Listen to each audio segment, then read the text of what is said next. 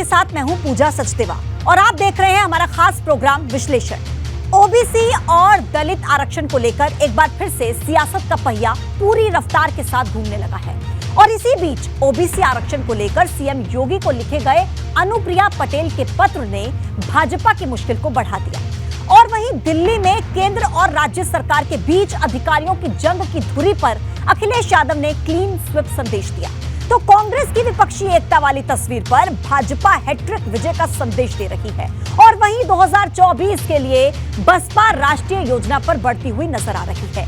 तो कहीं मत जाइए, रहिए हमारे साथ क्योंकि अब होगा विश्लेषण।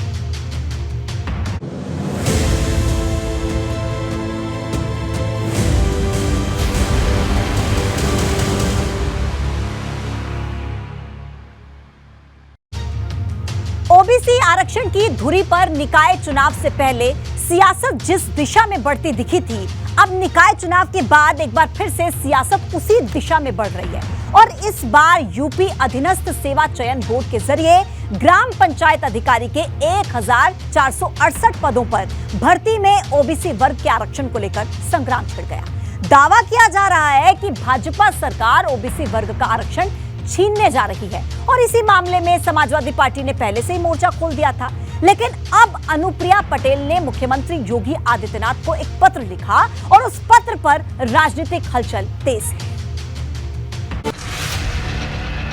16 मई को यूपी अधीनस्थ सेवा चयन बोर्ड ने ग्राम पंचायत अधिकारी के 1468 पदों पर भर्ती का विज्ञापन जारी किया था, जिसके आरक्षण वाले कॉलम में दर्ज ओबीसी और एससी के लिए आरक्षित पदों की संख्या सियासत में सवाल का तूफान लेकर आई। ग्राम पंचायत अधिकारी के 1468 पदों पर भर्ती में ओबीसी और दलित आरक्षण को लेकर पहले सपा ने तूफानी रफ्तार से हमला किया। अब भाजपा के सहयोगी अपना दल के अध्यक्ष अनुप्रिया पटेल ने सवाल उठाकर योगी सरकार की मुश्किलें बढ़ा दी। अनुप्रिया पटेल ने इस बारे में सीएम योगी को एक पत्र भी लिखा है, जिसमें ओबीसी के लिए आरक्षित पदों की सूची मांगी गई है।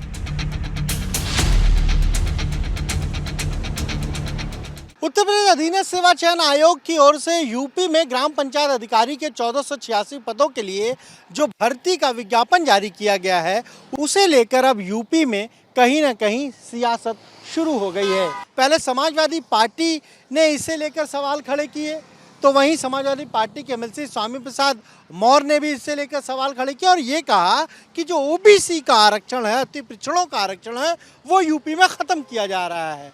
तो वहीं अब केंद्रीय मंत्री और अपना दल की जो अध्यक्ष हैं अनुप्रिया पटेल, उन्होंने मुख्यमंत्री को एक पत्र लिखा है और ये मांग की है कि ओबीसी वर्ग का जो आरक्षण है उसे इस भर्ती में ठीक कराया जाए। दरअसल ग्राम पंचायत अधिकारी के 1468 पदों पर भर्ती को लेकर जारी विज्ञापन पर सवाल इसलिए उठ रहे हैं क्योंकि कुल 1468 पदों में से 849 पद सामान्य श्रेणी में रखे गए हैं। अनुसूचित जाति के लिए 356 पद आरक्षित हैं। अन्य पिछड़ा वर्ग के लिए 139 पद आरक्षित किए गए हैं। वहीं सवर्ण समाज के आर्थिक रूप से कमजोर कैंडिडेट के लिए 117 पद आरक्षित हैं। अब भर्ती प्रक्रिया में आरक्षण की इसी स्थिति पर विवाद बढ़ गया है। समाजवादी पार्टी की ओर से दावा किया जा रहा है कि ग्राम पंचायत अधिकारी के पदों में भर्ती में ओबीसी वर्ग को 27% की जगह सिर्फ 9.5% आरक्षण दिया गया है। समाजवादी पार्टी की स्पष्ट रूप से ये मांग है कि भर्तियों में ओबीसी का कोटा हर हालत में पूरा होना चाहिए। हम लोग लगातार इस बात संघर्ष करने का काम कर रहे हैं कि अगर भाजपा ने आरक्षण को समाप्त करने का या कम करने का प्रयास किया तो हम लोग संघर्ष करने का काम करेंगे।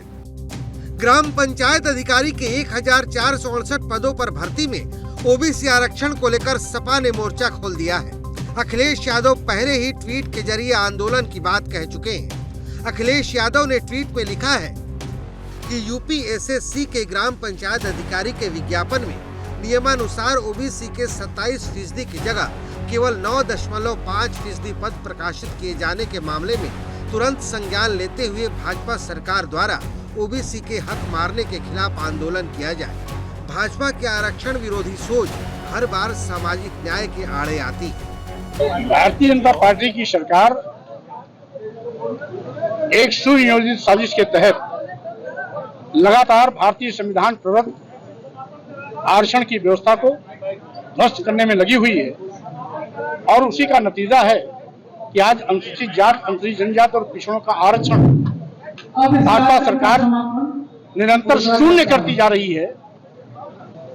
ये अपने आप में एक बहुत गंभीर मामला है। इसी बीच कांग्रेस ने भी भाजपा सरकार पर तीखा हमला बोला है। जब भी कहीं भर्तियां हुई हैं अनुसूचित जाति के लोगों को इग्नोर करके एक लाइन लिखी जाती थी, उसमें उपयुक्त अभ्यर्थी न मिलने के कारण ये रिजर्व कोटा सामान्य से भरा जाता है। तो वही आज बैकवर्ड के साथ हो गया, तो इनको परेशानी खड़ी हो गई। ये एससी और ओबीसी के लोग अगर आरक्षण पर ही इकट्ठे हो जाएं तो भारतीय जनता पार्टी की सरकार की तो बाजे बजा देंगे, लेकिन ये कब इकट्ठे होंगे ये इनका ठिकाना नहीं है। मतलब ग्राम पंचायत अधिकारी के 1468 पदों पर भर्ती को लेकर न सिर्फ पूरा विपक्ष एकजुट है, बल्कि सहयोगियों के सवाल पर भी भाजपा की बेचैनी बढ़ाने वाले हैं। उत्तर प्रदेश में आदरणीय योगी जी की नेतृत्व की जो सरकार है वो पूरी तरह से पारदर्शी सरकार है और भारतीय जनता पार्टी की नेतृत्व की सरकार सामाजिक न्याय की पुरजोर समर्थक है। जिसका भी जो आरक्षण बनता होगा, जो चाहे वो दलित हों चाहे वो पिछड़े हों, सभी को जो ड्यू है वो उसके अनुरूप सरकार देने का काम करेगी, उसके लिए संकल्पबद्ध है। माना जा रहा है कि अगर भाजपा सरकार भर्तियों में आरक्षण को लेकर जल्द कोई ठोस कदम नहीं उठाती तो आने वाले वक्त में राजनीति की रफ्तार और तेज होगी। Bureau report, ABP Ganga.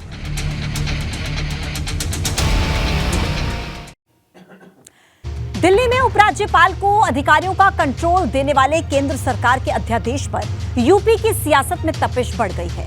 Akhilesh Yadav ने ट्वीट के जरिए न सिर्फ केंद्र सरकार के अध्यादेश को गैर लोकतांत्रिक बताया, बल्कि भाजपा के खिलाफ 2024 में क्लीन स्वीप जीत का संदेश भी दे दिया। वहीं इसी बीच बिहार के मुख्यमंत्री नीतीश कुमार ने अरविंद केजरीवाल से मुलाकात करके सियासी पारा बढ़ा दिया। नीतीश कुमार की मुलाकात को गठबंधन की कवायद के रूप में देखा जा रहा है। अब इसको लेकर भाजपा आक्रामक हो उठी है।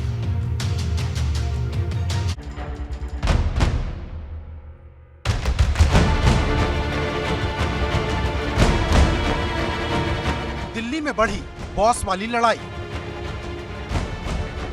यूपी से बिहार तक 24 वाली चढ़ाई, भाजपा पर अखिलेश का क्लीन स्वीप निशाना।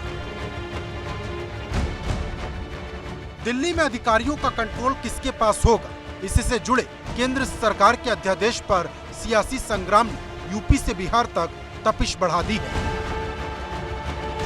सुप्रीम कोर्ट के फैसले के खिलाफ अधिकारियों के ट्रांसफर पोस्टिंग करने के अधिकार उपराज्यपाल को देने पर अखिलेश यादव ने चुभने वाला हमला बोला। अखिलेश यादव ने लिखा, दिल्ली का अध्यादेश न्यायपालिका का अपमान है। ये भाजपा की नकारात्मक राजनीति का परिणाम है और लोकतांत्रिक अन्याय का भी।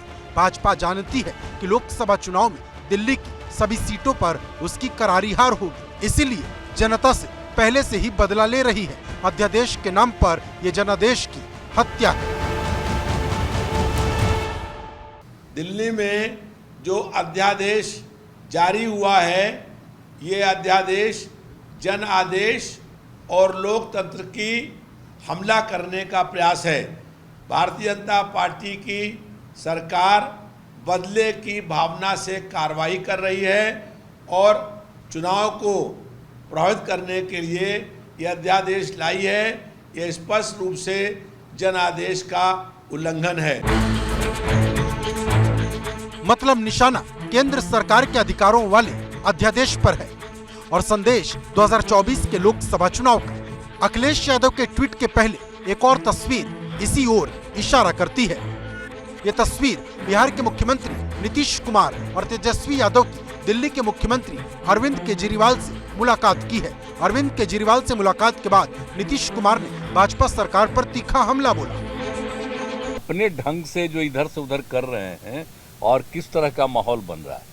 अब दिल्ली में इनको लोगों ने किस तरह से बहुमत दिया है और किस तरह से सब लोग साथ हैं। और हम लोग इस बात को मानते हैं कि काम कर रहे हैं, बहुत अच्छा काम कर रहे हैं, और उसके बाद सुप्रीम कोर्ट का भी फैसला हो जाए तो राज्य सरकार को जो अधिकार है काम करने का, उस काम को रोक दिया जाएगा। सुप्रीम कोर्ट का आदेश आया था जिसमें सुप्रीम कोर्ट ने सारी पावर्स दिल्ली की चुनी हुई सरकार को दी थी। उसके बाद उसके 8वें दिन, सुप्रीम कोर्ट का आदेश आने के 8वें दिन, 8 दिन के अंदर उन्होंने अध्यादेश जारी करके सुप्रीम कोर्ट के ऑर्डर को पलट दिया, चुनी हुई सरकार की सारी शक्तियां छीन ली। साफ है कि दिल्ली में अधिकारों वाली जंग पर यूपी से बिहार तक सियासत में हलचल बढ़ गई है। माना जा रहा है कि कोशिश ये संदेश देने की है कि भाजपा को संविधान पर यकीन नहीं। साथ ही इस बात की कोशिश भी हो रही कि विपक्ष के तमाम दल अब एक मंच पर आ रहे हैं। दिल्ली के मुख्यमंत्री अरविंद केजरीवाल जहां केंद्र सरकार पर लगातार हमला बोल रहे हैं, तो वहीं उत्तर प्रदेश के पूर्व मुख्यमंत्री और समाजवादी पार्टी के राष्ट्रीय अध्यक्ष अखिलेश यादव ने भी आज ट्वीट करके बीजेपी पर निशाना साधा है और कहा है कि केंद्र सरकार ये जो अध्यादेश लाई है ये न्यायपालिका का अपमान है। इसके साथ साथ उन्होंने ये भी कहा है कि 2024 में जनता बीजेपी को सबक सिखाएगी। वहीं दूसरी ओर अगर बात करें तो दिल्ली के मुख्यमंत्री अरविंद केजरीवाल से बिहार के मुख्यमंत्री नीतीश कुमार और उप मुख्यमंत्री तेजस्वी यादव ने भी मुलाकात की है और अध्यादेश को लेकर के जहां आम आदमी पार्टी केंद्र सरकार को घेर रही है, तो उसी कड़ी में आज अखिलेश यादव ने भी केंद्र सरकार पर हमला बोला। इस बीच यूपी से लेकर दिल्ली तक भाजपा ने अरविंद केजरीवाल और उनके साथ दिखाई दे रहे दलों पर चौतरफा हमला बोला है।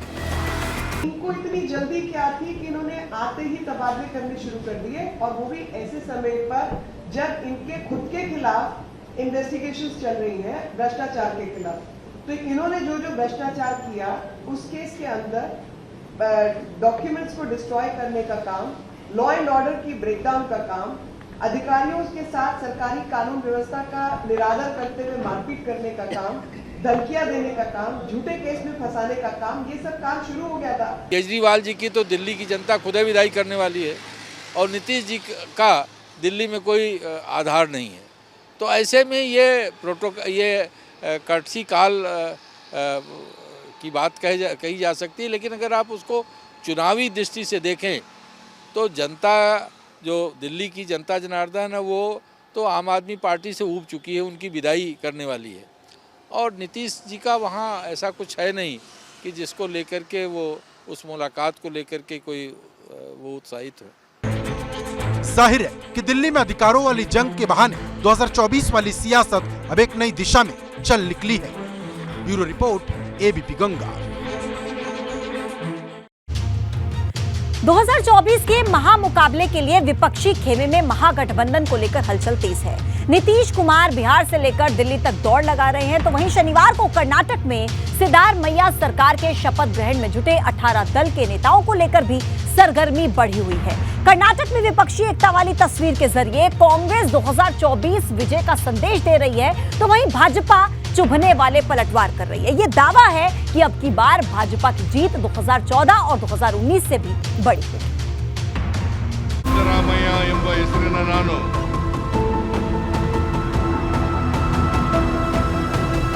गठबंधन के कर्नाटक ट्रेलर पर सीधी टक्कर।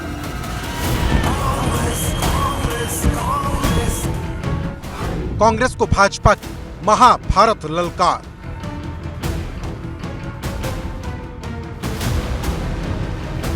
शनिवार को कर्नाटक की धरती से निकली विपक्षी एकता की ये तस्वीर दावों के शक्ल में बयानों की आंधी लेकर आई है।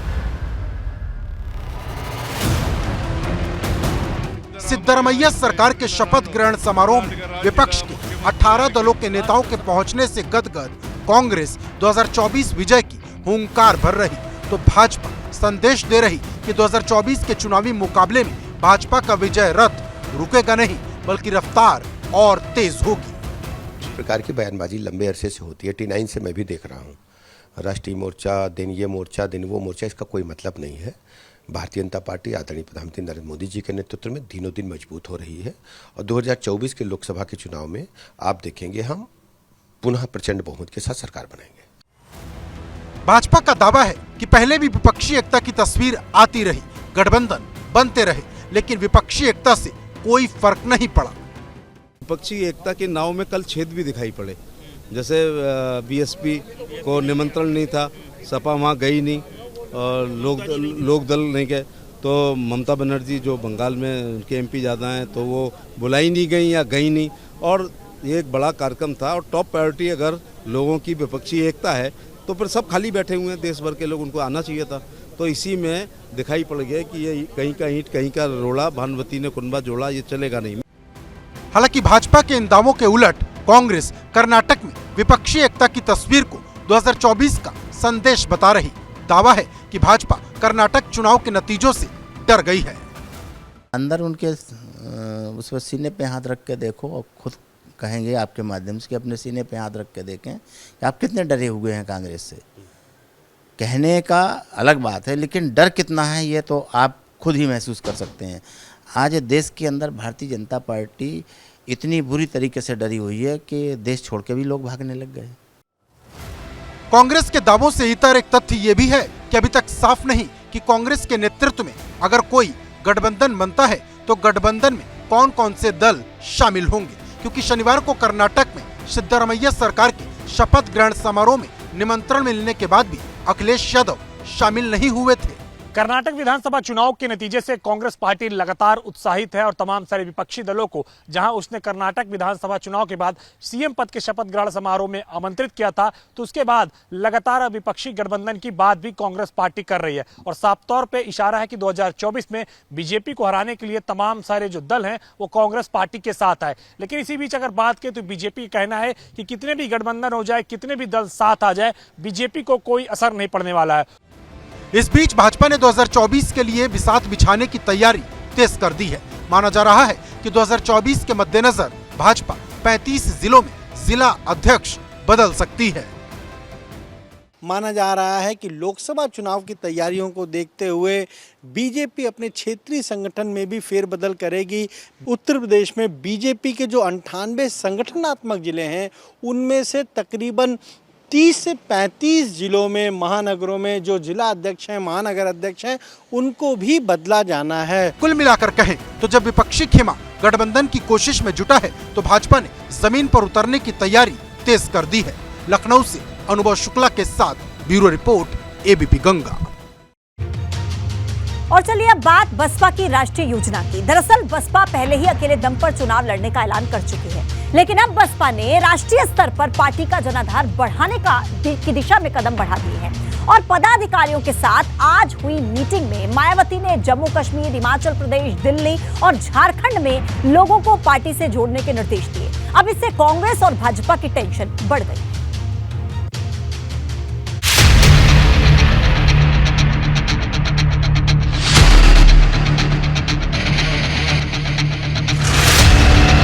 बहुजन सेना की राष्ट्रीय योजना, सत्ता के लिए झारखंड टू कश्मीर मार्ग। यूपी की सियासत में अपने वजूद के लिए संघर्ष कर रही बसपा की तैयारी राष्ट्रीय स्तर पर भूचाल लाने वाली है। 2024 के महामुकाबले में बसपा पहले ही यूपी की सभी 80 सीटों पर अकेले चुनाव लड़ने का ऐलान कर चुकी है। अब बसपा की तैयारी दिल्ली, हिमाचल और झारखंड के साथ साथ जम्मू कश्मीर में दस्तक देने की है। आज बीएसपी सुप्रीमो मायावती ने दिल्ली, झारखंड, जम्मू कश्मीर जैसे जो राज्य हैं वहां के पार्टी के पदाधिकारियों के साथ बैठक की और चर्चा की कि कैसे पार्टी की जो रणनीति है 2024 के लिए वो इन राज्यों में क्या होगी, क्योंकि कई राज्यों में विधानसभा के भी चुनाव होने हैं। उस पर भी बीएसपी सुप्रीमो ने चर्चा की है और कहीं ना कहीं अब कोशिश ये है कि इन राज्यों में पार्टी का जनाधार बढ़ाया जाए। मायावती ने बैठक के बाद सभी पदाधिकारियों को हिमाचल, झारखंड और जम्मू कश्मीर के साथ साथ दिल्ली में पार्टी का जनाधार बढ़ाने के निर्देश दिए। इसके साथ ही कहा गया कि जम्मू कश्मीर में कभी भी चुनाव हो सकते हैं, ऐसे में सभी कार्यकर्ता अभी से चुनाव की तैयारी में जुट जाएं। वहीं झारखंड में युवाओं को पार्टी से जोड़ने के निर्देश दिए गए। इस बीच यूपी में बसपा ने मिशन 80 को हासिल करने के लिए बड़ा कदम बढ़ा दिया। एक तरफ बीएसपी सुप्रीमो का फोकस अलग अलग राज्यों में पार्टी का जनाधार बढ़ाने पर है, तो वहीं दूसरी तरफ उनकी कोशिश है कि कैसे उत्तर प्रदेश में जो 80 लोकसभा सीटें हैं वहां पार्टी का जनाधार बढ़ाया जाए और इस बार सीटें भी 2024 के लोकसभा चुनाव में ज्यादा हासिल की जाएं। इसीलिए हाल ही में जो बैठक बीएसपी सुप्रीमो मायावती ने की, उसमें तमाम सारी चीज़ों की समीक्षा की और फिर संगठन में उसके मुताबिक फेरबदल भी किया है। साफ है कि 2024 से पहले बसपा की रणनीति राष्ट्रीय स्तर पर बड़ी धमक देने की है। राष्ट्रीय स्तर पर दलित मतदाताओं की ऐसी घेराबंदी करने की जिससे भाजपा और कांग्रेस को चुनौती दी जा सके। जनता जनार्दन के बीच जनाधार बढ़ाने के लिए जाना पड़ता है और बसपा सुप्रीमो तो उत्तर प्रदेश में अपना जनाधार खो चुकी है। ये बात अलग है कि सभी राजनीतिक दल को वो अपना उनका अधिकार है कि वो किसी राज्य में बैठक करें और अपने समर्थन को बढ़ाएं, परंतु अगर देखा जाए तो बीएसपी का इमरजेंस उत्तर प्रदेश से हुआ था और जहां की जनता जनार्दन का वो विश्वास खो चुकी है और पिछले चुनावों के रिजल्ट उसके पूरी तरह से प्रमाण है। बहुजन समाज पार्टी का जन आधार खत्म हो गया है और वो भारतीय जनता पार्टी की बी टीम बन गई है। भारतीय जनता पार्टी को जिताने का काम कर रही हैं। अब वो कुछ भी बात कहें, लेकिन बहुजन समाज पार्टी का अब कोई जन आधार नहीं रह गया है। माना जा रहा है कि अगर यूपी के बाहर बसपा अपना जनाधार बढ़ाने में कामयाब होती है तो दलित वोट के मोर्चे पर दूसरे दलों की टेंशन बढ़ सकती है। Bureau report, ABP Ganga. Umesh Pal हत्याकांड के बाद से ही रोजाना कुछ न कुछ ऐसा हो रहा है जो हैरान कर देने वाला है। अब अतीक की हत्या में शामिल लवलेश तिवारी को लेकर एक बड़ा खुलासा हुआ जिसने पुलिस को भी बेचैन कर दिया। दरअसल लवलेश तिवारी जेल की सलाखों में है, लेकिन उसका फेसबुक अकाउंट एक्टिव है और ऐसे में पुलिस के सामने सवाल है कि उसका अकाउंट आखिर चला कौन रहा है।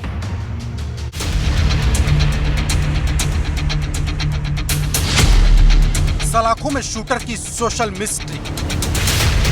अतीक के हत्यारे का अकाउंट कौन चला रहा है? कैमरे के सामने माफिया अतीक अहमद की हत्या करने वाले तीनों शूटर जेल की सलाखों के पीछे हैं। तीनों शूटर्स के पीछे किसका चेहरा है, पुलिस की पड़ताल जारी है। लेकिन इस पड़ताल के बीच आई एक तस्वीर ने जांच को नई दिशा में मोड़ दिया है। दरअसल अतीक की हत्या में शामिल लवलेश तिवारी के फेसबुक अकाउंट से नई पोस्ट की गई। फेसबुक पर महाराज लवलेश तिवारी नाम से मौजूद पेज पर लिखा गया, फैंस सेलिब्रिटी के होते हैं, मेरे तो चाहने वाले हैं। अब पुलिस इस बात में जुटी है कि जब लवलेश तिवारी जेल में बंद है तो फिर सोशल मीडिया अकाउंट उसका कौन चला रहा। बीती 16 अप्रैल के बाद इस अकाउंट पर कोई भी पोस्ट नहीं की गई, लेकिन 12 मई की रात करीब 11:15 बजे एक पोस्ट आई जिसने हड़कंप मचा दिया। फेसबुक पर आई इस पोस्ट पर लिखा गया कि फैंस तो सेलिब्रिटीज के होते हैं, मेरे तो चाहने वाले हैं। इस पोस्ट के नीचे बाकायदा नाम भी लिखा गया, लवलेश तिवारी। इस पोस्ट को सैकड़ों लोगों ने लाइक किया, हजारों लोगों ने इस पर कमेंट किए। अब पुलिस इस मामले की जांच में जुटी है। साइबर सेल के एसपी को जांच के आदेश दिए गए। लवलेश तिवारी के अकाउंट से पोस्ट पर हड़कंप इसलिए मचा क्योंकि 15 अप्रैल को अतीक की हत्या के बाद इस अकाउंट पर कोई पोस्ट नहीं किया गया, लेकिन अचानक 12 मई की रात के करीब 11:15 बजे अकाउंट एक्टिव हो गया। इस पोस्ट पर यूजर्स के हजारों लाइक और सैकड़ों कमेंट हैं। इस मामले में एसपी ने साइबर सेल को जांच के आदेश दिए हैं। इधर उमेश पाल शूटआउट केस में नया मोड़ आ गया। उमेश पाल की हत्या के बाद शूटर अरबाज और विजय चौधरी उर्फ उस्मान का पुलिस ने एनकाउंटर किया था। अब एनकाउंटर में शामिल पुलिसकर्मियों को न्यायिक आयोग ने नोटिस जारी किया है। अब शूटर अरबाज और विजय चौधरी उर्फ उस्मान के एनकाउंटर में शामिल पुलिसकर्मियों को नोटिस जारी किया गया है। ये नोटिस एनकाउंटर की जांच कर रहे न्यायिक आयोग की तरफ से जारी किया गया है। नोटिस जारी करके एनकाउंटर में शामिल सभी पुलिसकर्मियों को अपना बयान दर्ज करने के लिए बुलाया गया है। बताया जा रहा कि न्यायिक आयोग दोनों ही एनकाउंटर पर उठ रहे तमाम सवालों के जवाब तलाशेगा। 2 सदस्यीय न्यायिक जांच आयोग टीम में हाईकोर्ट के रिटायर्ड जज राजीव लोचन मेहरोत्रा और रिटायर्ड डीजी विजय कुमार गुप्ता शामिल हैं, जो पुलिसकर्मियों से पूछताछ के बाद एनकाउंटर का सच सामने लाएंगे। Bureau report, ABP Ganga.